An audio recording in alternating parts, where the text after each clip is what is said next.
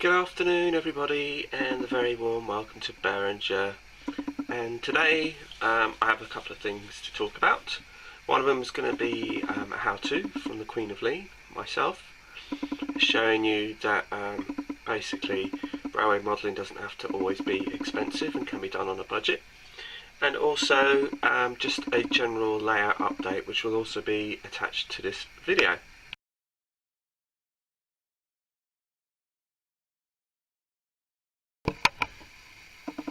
So here we are at my workbench, and we've got a few odds and sods here. It's nothing very exciting currently to look at the moment, but I'm just going to go through how you can do something like a simple little task which is going to cost you next to nothing to make, and today we're going to be making some fencing, and how you can make it really look really effective. It's going to be wooden fencing that we're going for, and how you can make a long rake of it without a long stretch of it without it breaking the bank. So on my layout I have a bag like that from my local model shop, and basically inside of it I keep all my odds and sods, spare off cuts of all sorts, whether it be plastic card, as you can see, mixed in with regular card. It's just odds and sods that I think they're big enough pieces that they might be used elsewhere on the layout at some point. So what I've been doing is been rummaging around for a number of pieces and just basically getting ready to use them to make my fencing. So it's just to show you that even an odd rough offcut of card, which is what this is, and basically I'll go through a lot of card on my layout through building buildings and things, and then there's loads of offcuts and things, and you just think, oh well, I don't need this, but actually you can make a lot out of this piece of card. So I'm just going to show you that. So that's what we're going to start with. So for our fencing we're going to just need a piece of card, well, quite a few pieces of card, whatever you've got, some coffee stirrers. I'll just get them from a local coffee shop or whatever, just a few of them. And then basically I've just got some paint left over, so the paint choices is totally up to yourself. It doesn't have to be anything specific, but in my case I had some 113 acrylic Humbrol left over, and I thought I'd give that a whirl, and as it so happens it's given a really nice finish. And why I try and use paints that I've got knocking about is because if you don't use them, after a while they go off. So rather than keep buying tins and then having half tins that have gone off that you waste, I just end up going through tins that I've got and see what can be used. Also, this is a little bit of eyeshadow powder that I've got that I use, and I use that as a weathering powder. And again, if you've got weathering powders, then obviously you can use whatever weathering powders you have. You're going to need a paintbrush as well. I've got a number of these paintbrushes knocking about.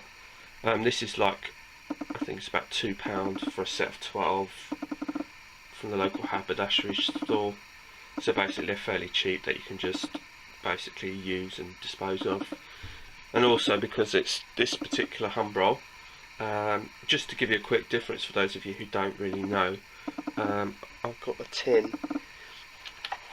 That's a tin of acrylic by Humbrol, and this is a tin of enamel by Humbrol, and you can always tell, even just by looking at the tin, which one's which. Now I always tend to go for the acrylic ones, and they've then generally got this twist off white cap on the top, whereas the enamels tend to look like that. It's just proper metal. So I try and work with acrylics as much as I can these days, because I find that it goes off better and quicker, and you don't get the smell as well. So I end up using acrylics if I can. So I'm trying to switch everything over, but sometimes if I've started a job, say in enamel, and I run out, I end up buying more enamel to finish the job to make sure I've got the right colour rather than go over to acrylic. So that's kind of what I do. But like I said, in this case I've just got 113 left over, and that's what I'll be using. So the first thing to do is, you've got your piece of card like that, and you just cut a strip off of it. It's as simple as that. Now there's no exact science to the way I do it at all. There isn't, because when it comes to fencing, they're all different sizes, they're all different heights and different widths, so you don't have to be particularly precise. But I just cut a rough straight line. Like I said, there's no ruler or anything like that, it's just a straight little bit of card that you just cut all the way through until you get to the end. And this is quite laborious, it's really pretty boring, to be honest, and if you've got a lot to do it can be pretty tedious, in fact. But what I tend to do is, actually, then I just run my finger along it just to straighten it out. And it looks very, very flexible, it doesn't look very good, but I always keep a piece that I've kept left over. And this is one that I've had left over. And basically I use that as a marker. And as you can see, I'll just run it roughly to the end, just overlay it. Like I said, there's no rulers, there's no measurements or anything, it's just roughly. And now as you can see, you've just got two pieces, roughly the same. One might be thicker than the other, but it doesn't matter. One might be slightly longer than the other, but again, that doesn't matter. And then what happens is like I said, whilst I'm watching either whatever's on TV, or maybe catch up on some YouTube subscriptions or something, I could be on the background just creating a little, this is an Oxford die cast lid, and basically I've got a load of these prepped and ready to go. What you do then is you've got your coffee stick here, and then you start gluing it on. So I'll just put the strip away. I'll carry on using that afterwards, but I'll just quickly demonstrate how it works, just so you can see it. And all I do is just run a bead of Yoo-hoo, in this case.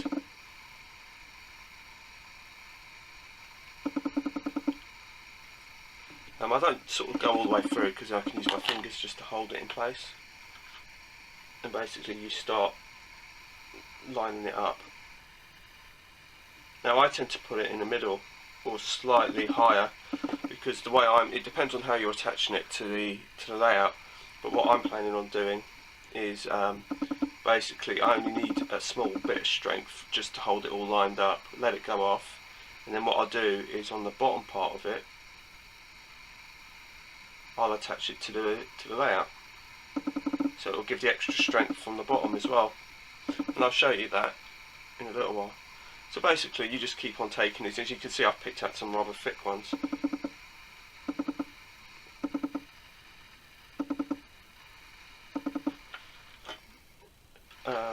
But like I said, there's all sorts. So you can see this one here is a thin one. It doesn't really make a difference. The reason why I use the coffee stirrers for the back is for rigidity. I did start using them actually to make them even lines, but what I found is that I was going through so many of these, and I'd basically helped myself to a few at the coffee shops. I didn't really want to help myself to way too many, so I've just decided just to cut the rest out of card, and you won't even notice the effect once it's painted, and I'll show you. And all I'm doing is roughly lining up the bottom ones all the way down. Like I said, it doesn't really make a difference of the size, as long as it's not too wide. But it's quite nice that you've got some thin pieces mixed in with some thick pieces, with slightly shorter pieces, slightly longer pieces, because at the end of the day that's what wooden fencing is all about. And then you just keep going and you keep going. So as you can see, I've now lined up all the strips on my cocktail stick, and I've lined them up. I'll give you a little closer look at them.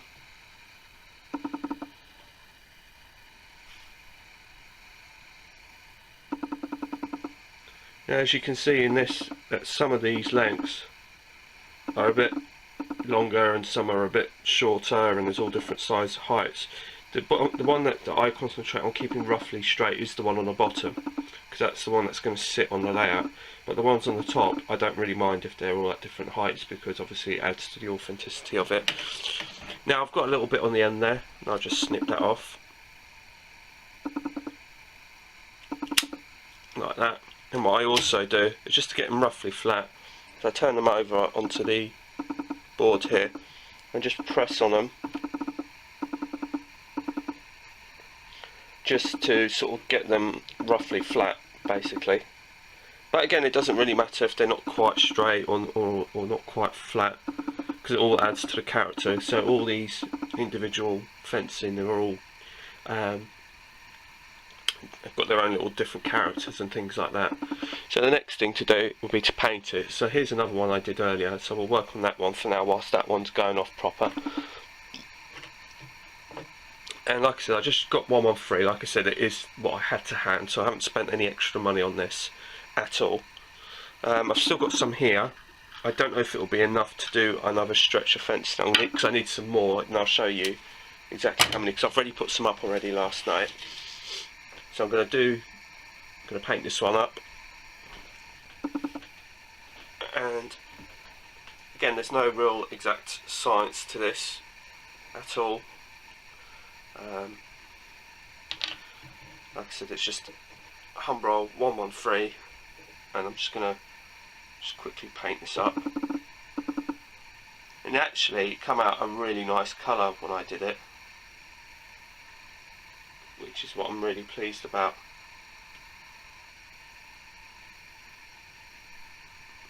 You just sort of paint this along really. Shouldn't take too long. And the fact is I started with the coffee stirrers, the wooden coffee stirrers, doing these strips. And once it was painted in this colour, you couldn't actually tell the difference whether you were using card or whether you were using the wooden stirrers. But if you use the wooden stirrers, I guess it's a bit more authentic in the sense because it's wood. But I wasn't all that overly fussed. Now this is going to be the top edge here. I don't know if that's picking it up. And let me just show you what I've done so far. So obviously you can see that white. So from that point of view, I'm going to just go over that to take the white off the top. But the back I won't bother painting because you won't see that. But it's just I'm going to run the paint along the top edge so you don't see the white of the card.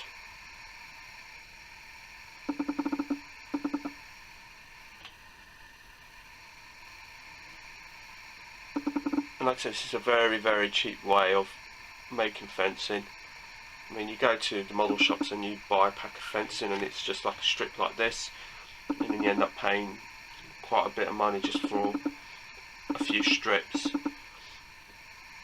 And like I said, I know this is a bit boring because I was doing this last night and I was getting a bit bored of it, but you just do a bit at a time and then you just go off and do something else or something, or like if you watch a film or something like that, or watch a program, or maybe listen to some music.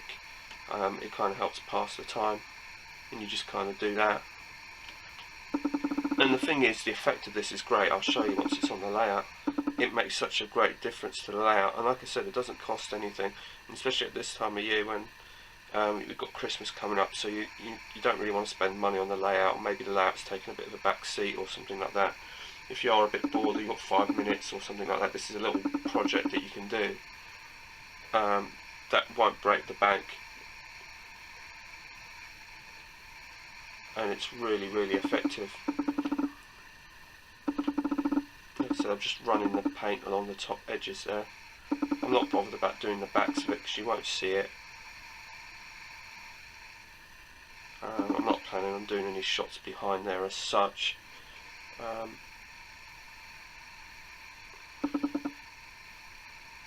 But obviously it depends how you're doing it. I mean, like I said, you can, if you are doing it yourself, it depends on how you're going to use it on your layout, but the way I'm using it on my layout, I don't really need to do the backs.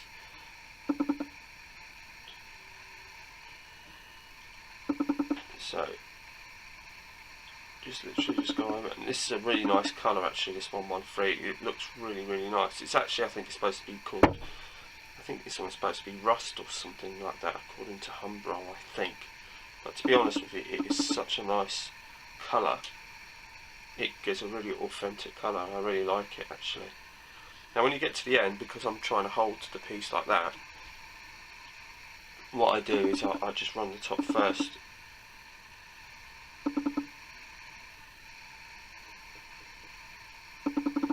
And also I do the end here, because then the end again, you can't. Like that. Hopefully this has all been picked up. Then what I use is just something just to hold this in place whilst I do the rest of the painting.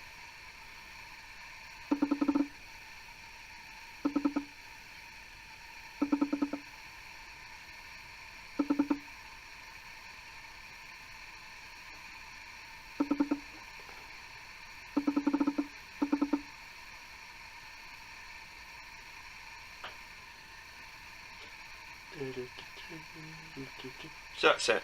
That's pretty much it, really.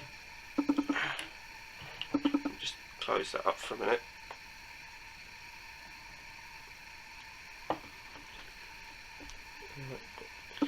So, if I just show you what we've done, just be a bit careful picking it up.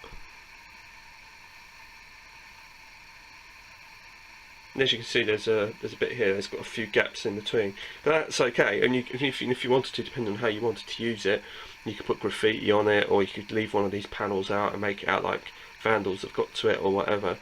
So you can do all sorts of stuff to it. Now the next bit I'm going to do is I'm going to do this whilst it's wet, and I'm going to show you is get the eyeshadow out. So bear with me a minute. Let's go back to this bit. Right. You might be wondering why I keep stop-starting it, the video, but that's just purely because of the way that the camera records. It only records in certain segments, and because I'm recording it through a camera rather than a proper video camera. So this is my eyeshadow that I don't really use, so I tend to use it for modelling, but you can use wavering powders, but it works just as effective. And all I do is just sprinkle it on.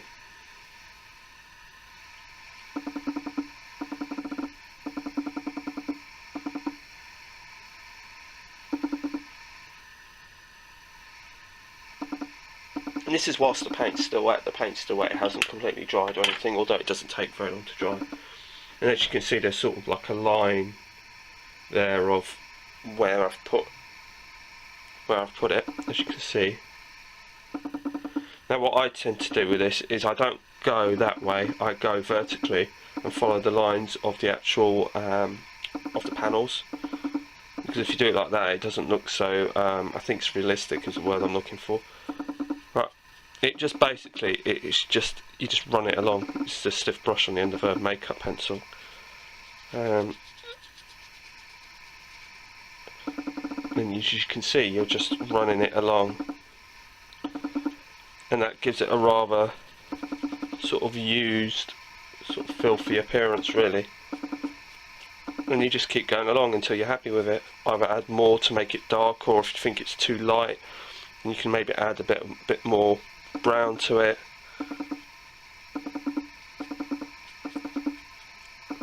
And that is pretty much how you make a fence, and then all you have to do is put it onto the layout. So here I am back at the layout, and as you can see, I've put some of the fencing. This is yesterday's fencing that I've put up. There's a little parking meter, and that blends in very well with the back scene. And as you can see, this is what I did yesterday, and there's all different sorts of, there's all these used bits and pieces. I think actually it's brilliant. I really do. I'm really impressed with the colour. I wasn't sure, I thought the colour might be a bit too pinky, but in fact it's the right shade. I really am pleased with it. Now what I need to do is follow it all the way down until we get to the end there. And what I've done is, because of the way that I've put this strip, the bottom bit will go along here, run along there, so that will get glued on here. And this bit here is removable. Now this bit here, you can see some spear fencing here that I bought yesterday. Now just from this stretch, from there to there, cost me about £4.50 or something like that for that stretch. Now all of this stretch here is literally just next to nothing really. It's just offcuts of card and some coffee strips from when I went to Costa Cafe. Okay, I grant you it cost me a coffee or whatever, but that's fine.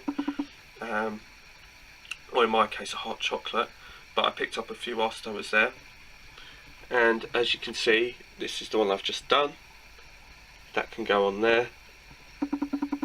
So that gives it another length. This is the one I did in front of you, so that will go there once it's painted. So I'll need another strip just to cover that bit down the end there, so I've got some more to do. So you can see how laborious it can be because you've got all these individual strips cut, but it is well worth the effort, and I think the effect is really good.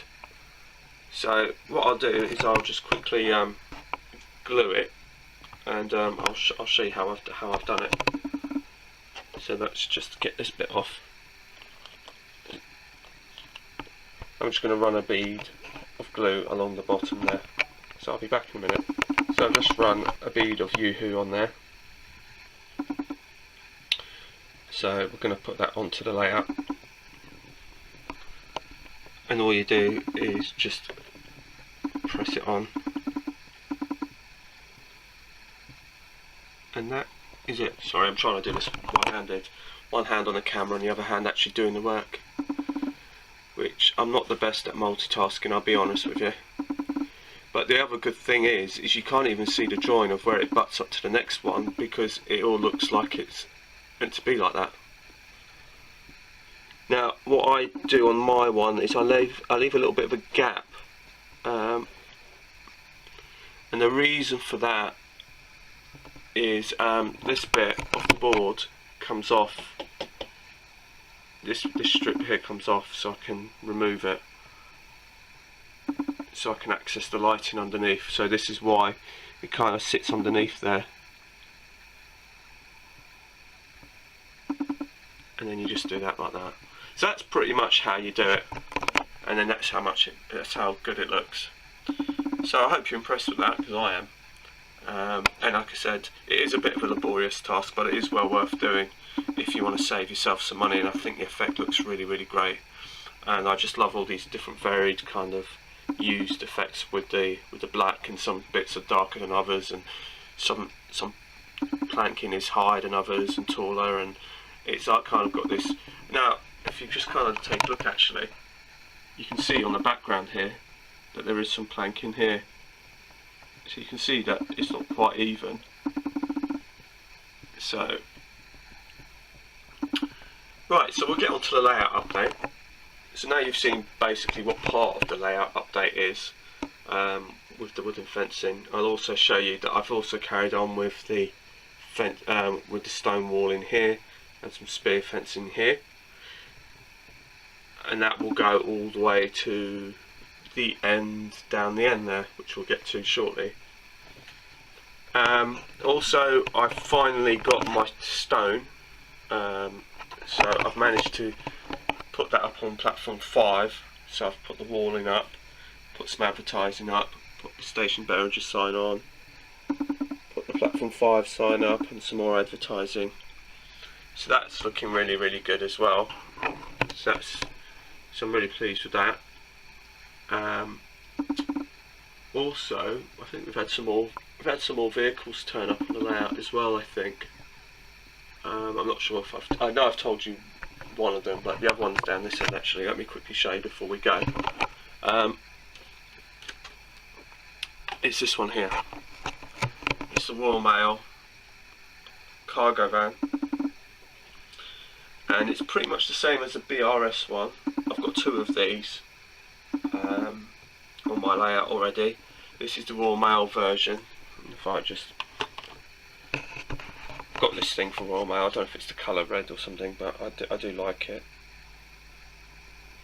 And as you can see, it cost me £11.95 from my local model shop. So I do like that. It fits in nicely, because it's the era that I'm sort of modelling, so it's that sort of time of that sort of time period. If I take you to the town centre, you'll see the other 2. This is the BRS one that I bought, which is making a right turn. I've got this one here, which is the Eddie Stobart one, and then I've got a HO scale one down the back there, and currently I've got a Leyland road train just parked up there as well, which was over at the China Clay Works, but I was thinking of doing some work over there, which is why it's been moved over here, but I haven't finalised the details. So anyway, I'm going to love you and leave you with that, because that's probably been a long enough video as it is. If you have any comments, please feel free to comment and subscribe. If you've got any questions, feel free to do so, and I'll just sort of give you a bit of a pan round of the town centre, because you don't always get a good view of what's going on, so I'll just sort of give you, before I go, just a little pan round of the town scene. So anyway, like I said, thanks for watching. Feel free to comment and subscribe as always, and I will speak to you soon.